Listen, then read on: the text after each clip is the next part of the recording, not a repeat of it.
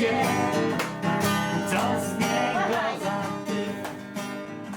Przez żołądek do serca, czyli dlaczego Polacy zakochali się w Gruzji.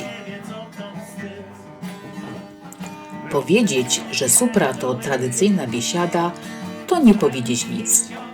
Bliższe prawdy jest określenie, że supra to sztuka celebracji życia, nośnik kultury i żywej tradycji zawierającej wytyczne dla przyszłych pokoleń Gruzinów. Już pierwszego dnia naszego pobytu w Gruzji w programie mieliśmy suprę i warsztaty kulinarne i tak przez kolejne dni pobytu. U progu witali nas gospodarze przekonani, że przybysze z Nadwisły biegle władają językiem rosyjskim i oczywiście byli zdziwieni, że tak nie jest. Stół uginał się od potraw. Wkrótce mieliśmy się przekonać, że to były zaledwie przystawki. Uczestnik takiej biesiady ma wrażenie, że parada kolejnych półmisków wjeżdżających na stół nigdy się nie skończy. Gospodarze z coraz większym trudem znajdowali miejsce na kolejne talerze z potrawami, a w końcu układali z nich piramidy.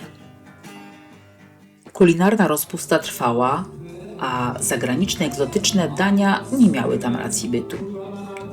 Gruzini jedzą dużo mięsa, pieczywa wypiekanego na piecu, placki kukurydziane, pomidory, ogórki, bakłażany w paście z orzechów i oczywiście częstują arsenałem alkoholu. Byliśmy świadkami niezliczonej ilości toastów, popisów oratorskich i wokalnych. Okazją do przygotowania supry może być wszystko: ślub, pogrzeb, święto państwowe lub kościelne, urodziny, piątek, wtorek, dowolna data w kalendarzu, dobra lub zła pogoda. Rola tamady na naszych suprach przypadała gruzińskiemu pilotowi o imieniu Irakli, który czuwał nad przebiegiem spotkań. Wznosił toasty w określonej kolejności, zazwyczaj zaczynając od Boga, a następnie kierując je za pokój, przodków, rodzinę, przyjaciół, miłość i inne ważne aspekty życia. Toasty nie kończyły się kilkoma zdaniami, często przypominały eposy. Mężczyźni stali podczas toastów, a wino należało wypić dopiero po usłyszeniu słowa na zdrowie. Irakli był niekwestionowanym mistrzem ceremonii.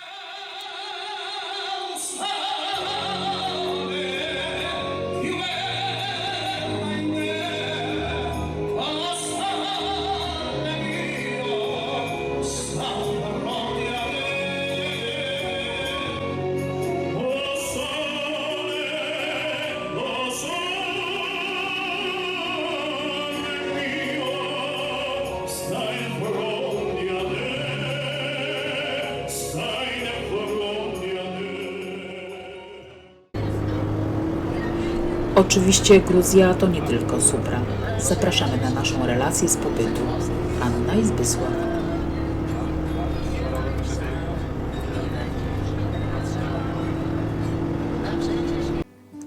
Gruzja to państwo położone na pograniczu Europy i Azji w Kaukazie Południowym.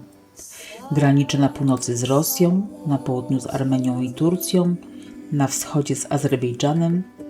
Zachodnią granicę kraju wyznacza wybrzeże Morza Czarnego. Pierwsze wzmianki o ludności mieszkającej na terenie dzisiejszej Gruzji pochodzą z drugiego tysiąclecia przed naszą erą. W tym miejscu istniała Kolchidia na wybrzeżu oraz Iberia w górach na wschodzie. W 66 roku przed naszą erą obszar wszedł w skład Imperium Rzymskiego. Panowało tam królestwo wyznające religię pogańską aż do 337 roku, kiedy to król Mirjan III zdecydował o przyjęciu chrześcijaństwa jako obowiązującej religii państwowej. Został on nawrócony przez świętą Ninę, która uzdrowiła jego żonę i tym samym Gruzja stała się drugim na świecie po Armenii państwem wyznającym chrześcijaństwo. Święta Nina czczona jest w kościele prawosławnym jako oświecicielka Gruzji i równa apostołom, a jej symbolem jest krzyż upleciony z gałązek winorośli, który stał się narodowym symbolem. To charakterystyczny krzyż o opadających ramionach, a gałązki winorośli podtrzymywane są kosmykiem włosów świętej.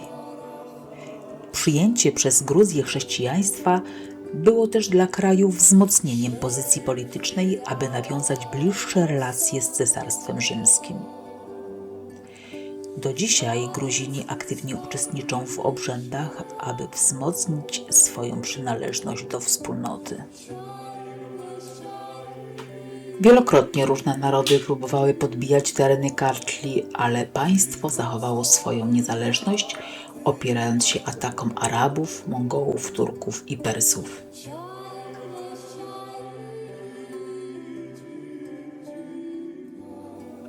Największą światową potęgą Gruzja była pomiędzy XI a XIII wiekiem, kiedy to na tronie zasiadał kolejno Dawid Budowniczy i królowa Tamara.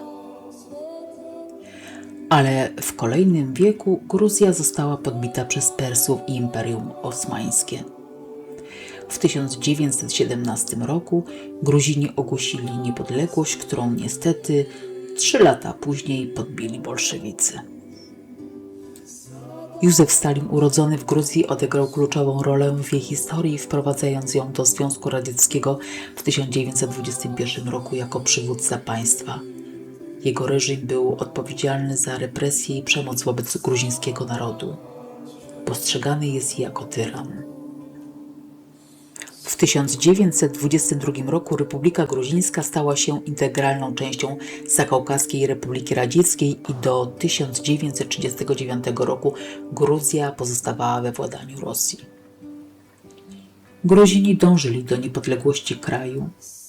W 1991 roku dali temu wyraz w referendum, ale w państwie źle się działo, wybuchła wojna domowa, a kraj zmagał się z kryzysami ekonomicznymi i separatystycznymi konfliktami.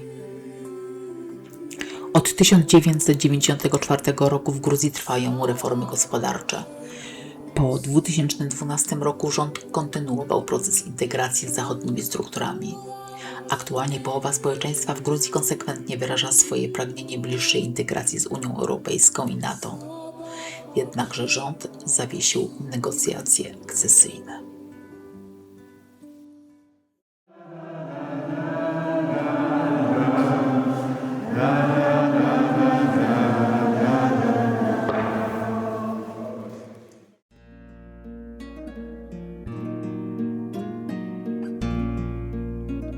Program wycieczki w gronie znajomych w Gruzji był bardzo urozmaicony.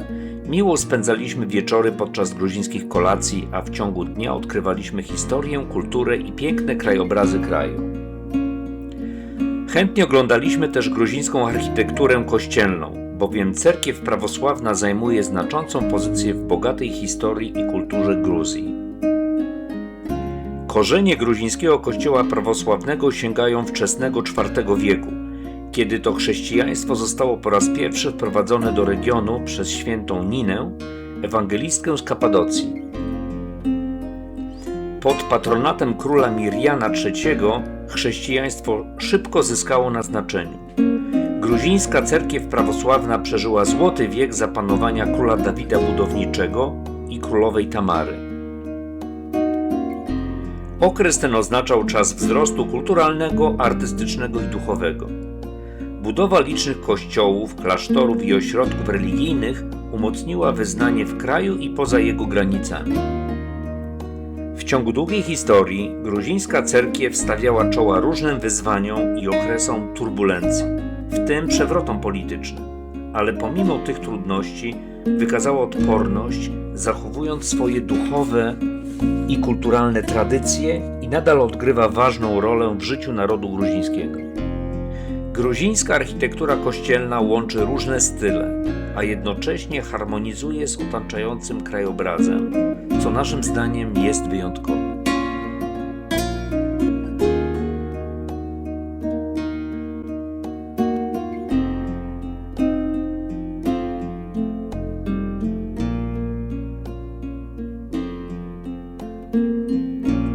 Freski, ikony i inne formy sztuki religijnej ozdabiają wnętrza kościołów, klasztorów, przedstawiają sceny biblijne świętych i ważne postacie religijne.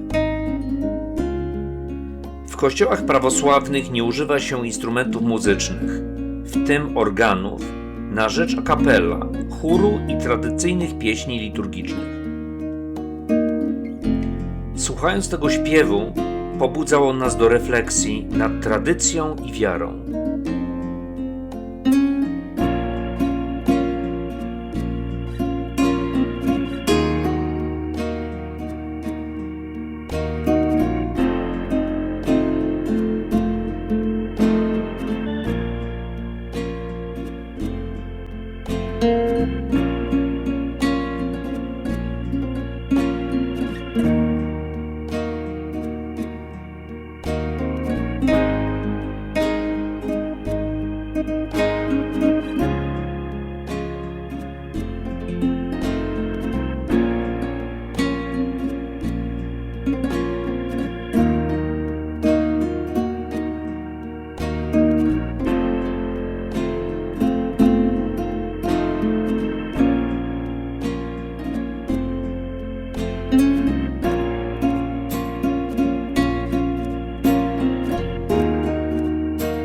Chociaż gruzińska konstytucja gwarantuje rozdział Kościoła i państwa, to Kościół do dzisiaj pozostaje wpływową instytucją i uczestniczy w dyskusjach na tematy społeczne i polityczne.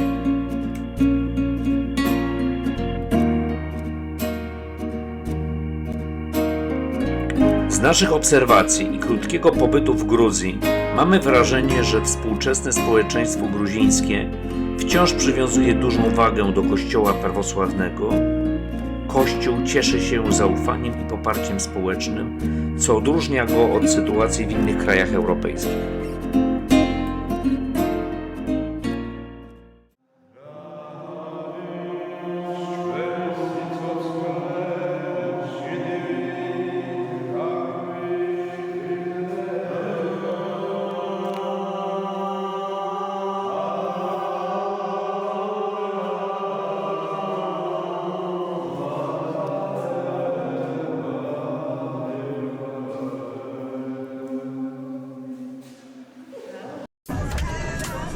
Ci oba filmują.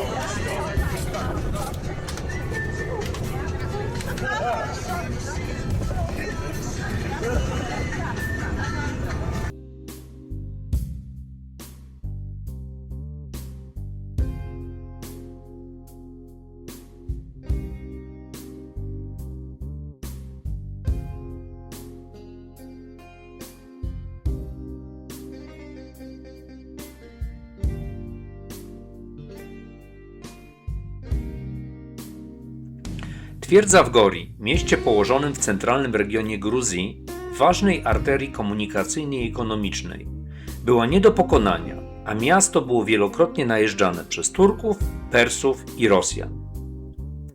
To w Gruzji znajdował się główny ośrodek administracyjny, gdy stolica znajdowała się pod okupacją i tutaj obmyślano plany, jak odzyskać ją z rąk najeźdźców.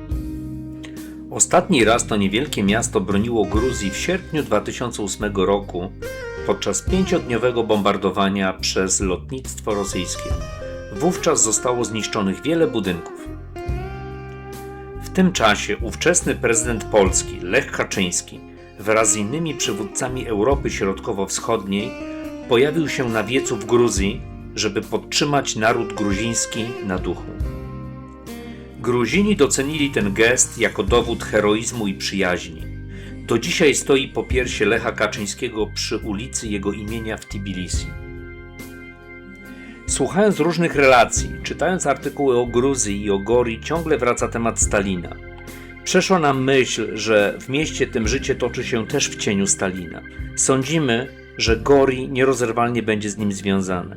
Zresztą jak inaczej mogłoby być, skoro to tutaj się urodził i tutaj do 2010 roku stał jego pomnik, a przy głównej ulicy mieści się do dzisiaj Muzeum Stalina.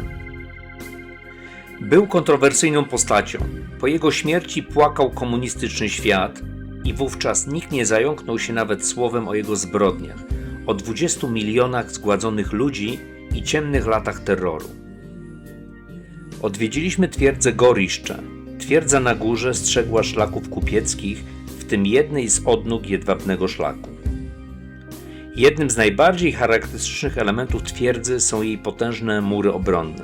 Grube kamieniste ściany zapewniały doskonałą ochronę przed ewentualnymi atakami. Dzisiaj można spacerować po murach, podziwiać solidną konstrukcję, oglądając widoki na okoliczne tereny. Dla bohaterów wojennych Gruzji zostały stworzone figury z brązu. Są one hołdem dla niezłomnego ducha Gruzji. Ci wspaniali wojownicy mają teraz swoje miejsce u stóp twierdzy.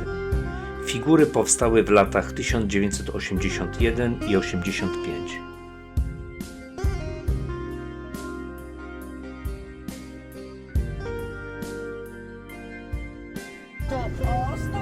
Dzień dobry, cukrowy, koleżanki.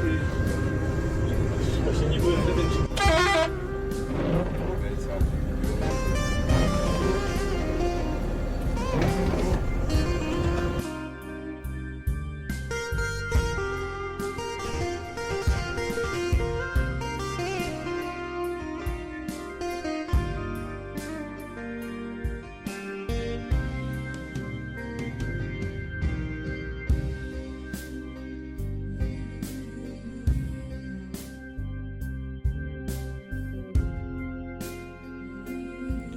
Czternaście kilometrów od Gori położone jest starożytne skalne miasto Uplisze.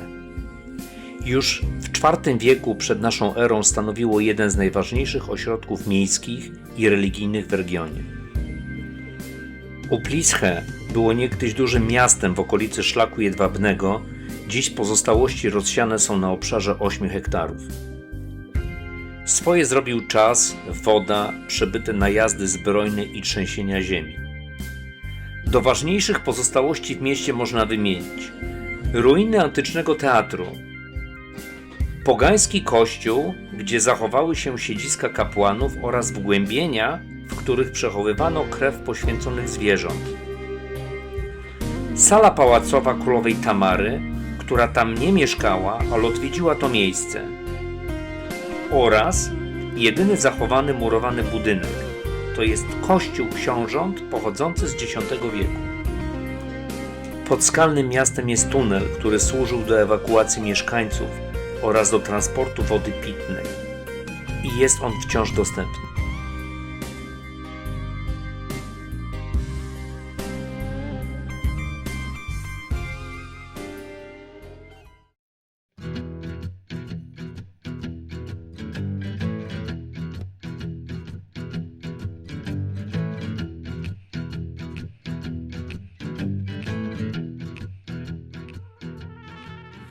I'm so tired of crying, but I'm out on the road again.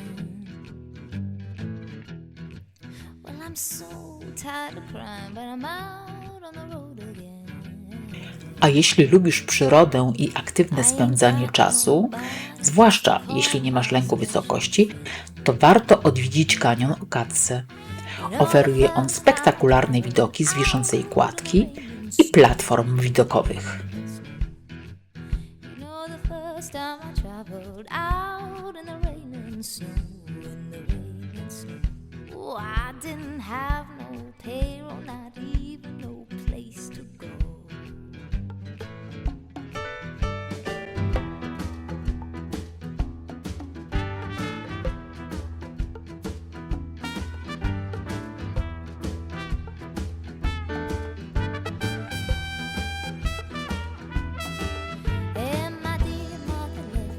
I choć widoczność na dno kanionu i rzekę miejscami była ograniczona przez drzewa, to i tak warto było przejść tę trasę nad koronami drzew.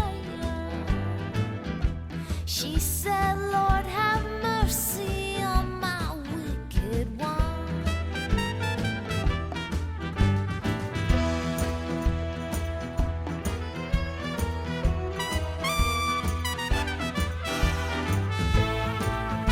Kanion ma głębokość około 100 metrów i rozciąga się na długości kilku kilometrów.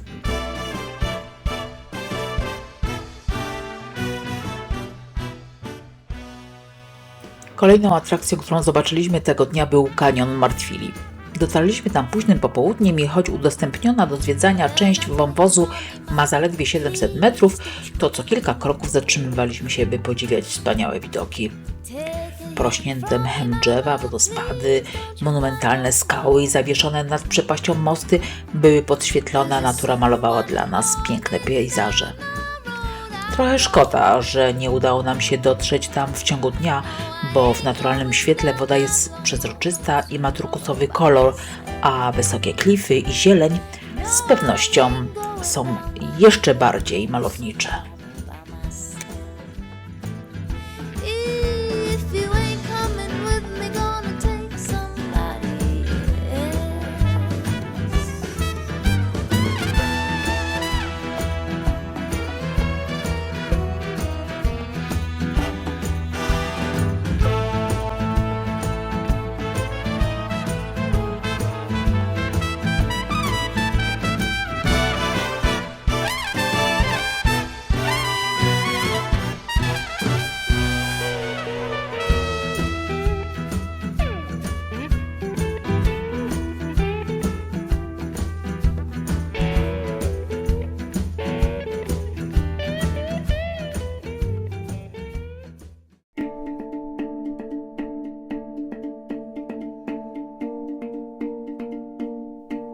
W programie zwiedzania mieliśmy dwie jaskinie. Jaskinię Prometeusza oraz jaskinię Tetra. Oczywiście obie odwiedziliśmy. I na pytanie, która ładniejsza, odpowiemy, że nie można jednoznacznie stwierdzić, ponieważ jaskinia Prometeusza jest bardziej rozwinięta turystycznie i oferuje oświetlone i udostępnione trasy z imponującymi formacjami skalnymi. Podczas gdy jaskinia Tetra jest mniej znana i estetyka zależy od indywidualnych preferencji tego, czy lubi się naturalne, niezmodyfikowane piękno czy spektakularne iluminacje. Poza tym jaskinia Tetra wprowadziła intrygującą usługę, jaką jest możliwość degustacji win dojrzewających w stałej temperaturze jaskini. Ale to nie wszystko.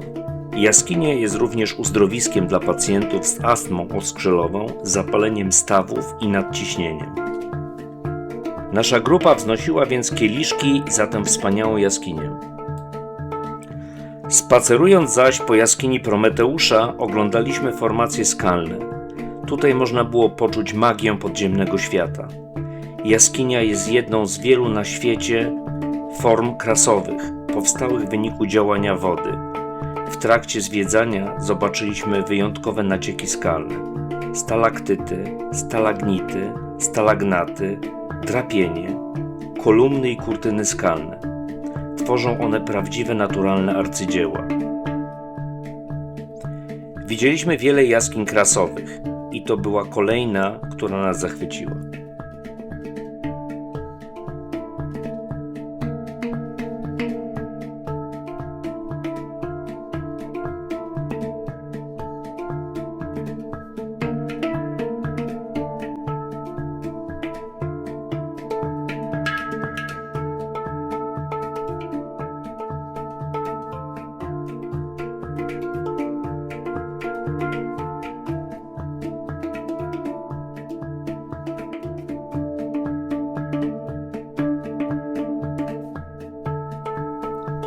Tęczowe góry w Gruzji to geologiczny fenomen znajdujący się w półpustynnych regionach Kachetti i Dolnej Kartli w pobliżu granicy z Azerbejdżanem.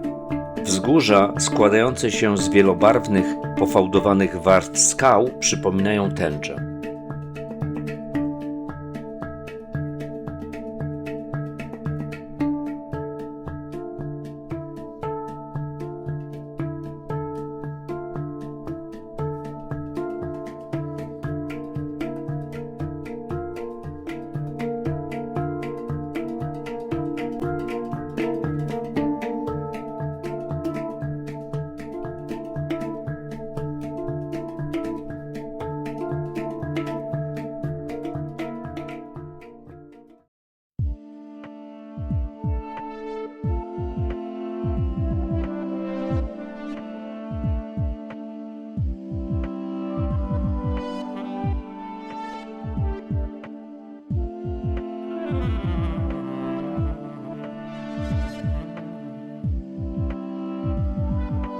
Bitwa pod Digori w 1121 roku pomiędzy siłami Królestwa Gruzji pod dowództwem króla Dawida IV Budowniczego a Turkami seldżuckimi zakończyła się zdecydowanym zwycięstwem Gruzinów, pomimo przewagi liczebnej wojsk seldżuckich. Opisy historyczne wskazują, iż sukces Gruzinów był owocem przewagi ich zdolności bojowych. W latach 90. XX wieku na górze Digori wzniesiono olbrzymi monument na pamiątkę tej bitwy, składający się z wielu masywnych rzeźb mieczy wbitych w ziemię, które można interpretować jako cmentarne krzyże. Betonowa kolumna wzorowana na gruzińskich domach, pomnik lwa i rzeźby wojowników symbolizują gruzińską odwagę. Oprócz znaczenia historycznego, odwiedzający mogą również podziwiać z tego miejsca widoki na Kartli.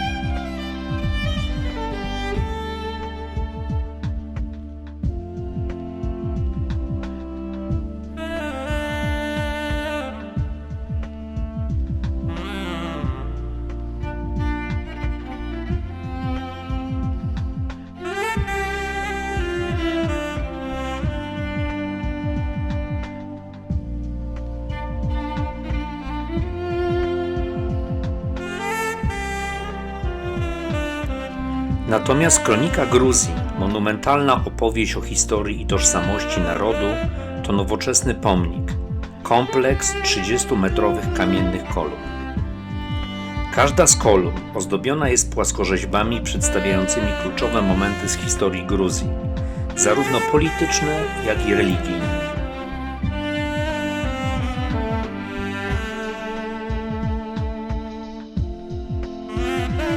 Można na nich zobaczyć sceny z życia świętych, władców, a także zwykłych ludzi, którzy odegrali istotną rolę w kształtowaniu gruzińskiej tożsamości narodowej. Górna część kolumn przedstawia wydarzenia związane z historią królów Gruzji. Dolne części kolumn ukazują sceny z Biblii, przypominając o chrześcijańskim dziedzictwie kraju.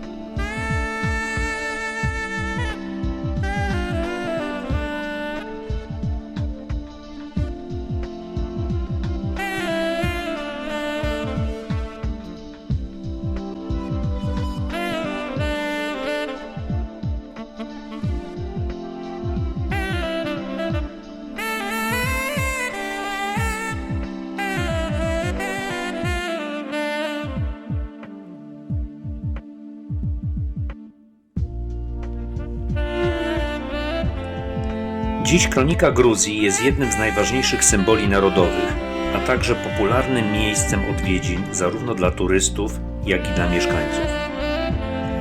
Widok na Tbilisi i jezioro Zinwali z miejsca, gdzie znajduje się pomnik, jak i skala kompleksu robią wrażenie na każdym, kto go odwiedza.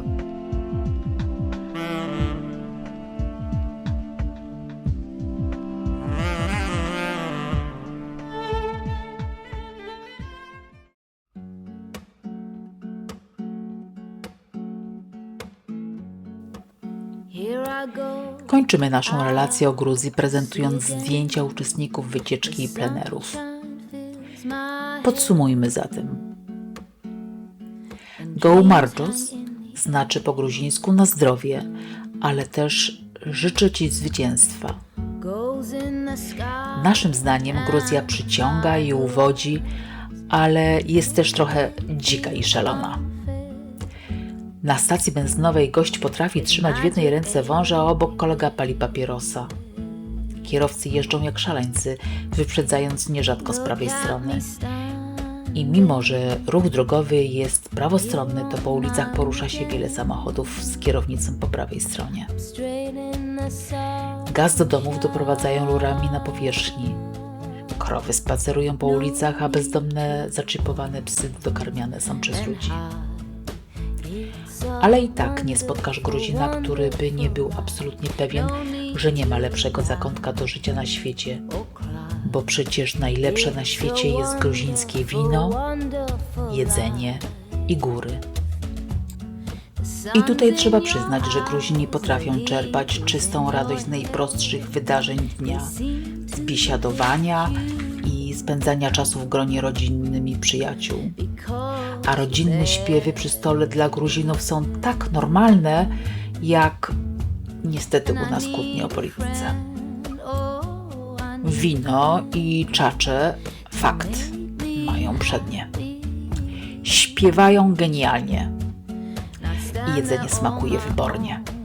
Zbyszek zajadał się haczapuri i chinkali. Uczta jako sposób życia.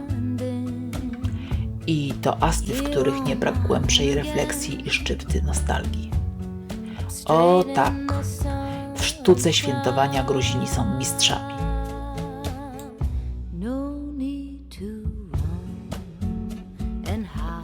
A za odgłosami biesiady skrywa się kraj o przebogatej kulturze i trudnej teraźniejszości i wciąż niepewnej przyszłości. Bardzo żałujemy, że nie udało nam się dotrzeć na szlaku podnóża Kazbeku i zobaczyć gór ze względu na deszczową pogodę. A może tak miało być, by mieć powód, żeby znowu tam polecieć?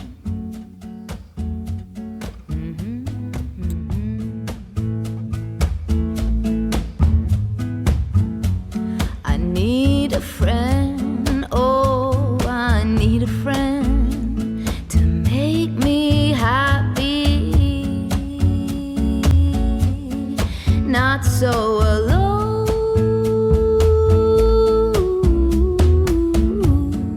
Look at me here on my own again, up straight in the sunshine. No need to Dziękujemy za towarzystwo i miłą atmosferę podczas wycieczki. wonder, Anna i Zbysław. no need to laugh or cry. It's a wonderful, wonderful life. It's a wonderful life. It's a